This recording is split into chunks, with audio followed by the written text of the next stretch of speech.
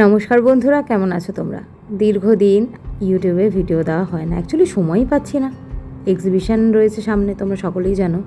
পুজোর সময় এক্সিবিশানের একটু প্রেশার থাকে, সেই কারণে ইচ্ছে থাকলেও প্রত্যেকটা কালার টিউটোরিয়াল ভিডিও তোমাদের সাথে শেয়ার করে নিতে পারি না।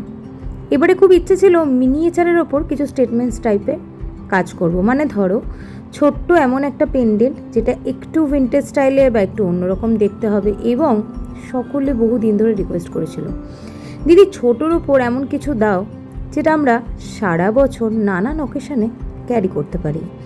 দুর্গাপুজোটা তো বছরে একবার আসে, কিন্তু সেই সিরিজটা মাথায় রেখে যদি কেনাকাটা করি তাহলে আবার পরের বছরই সেটাকে আবার মনে হয় ব্যবহার করি, কারণ ওই থিম ওয়াইজ হয়ে যায়।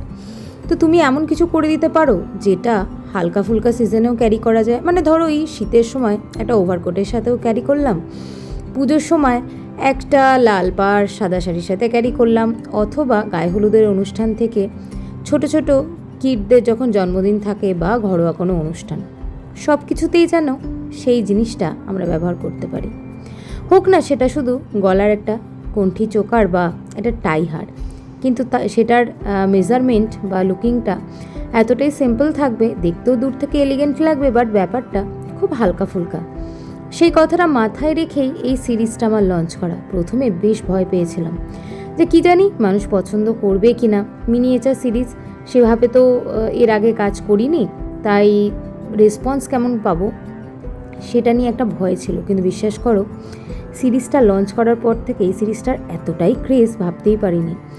এই যে পেন্ডেন্টটা দেখছো হাতে নিয়ে কালার করছি, এটা মোটামুটি 90-র মধ্যেই দামটা রেখেছি।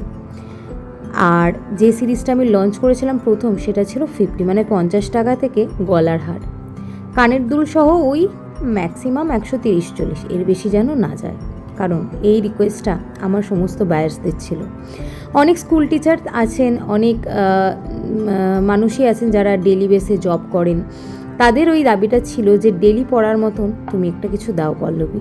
তাদের কথা মাথায় রেখে এই সিরিজটা আমার লঞ্চ করা। আমি জানি না তোমাদের কতটা ভালো লাগবে, বাট এই কাজটা করতে কিন্তু আমার বেশ ভালো লেগেছে।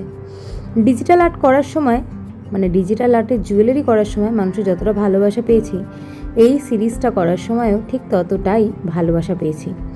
কাজের প্রতি ফোকাস থাকলে হয়তো এরকম কখনো না কখনো সবার সাথেই হয়।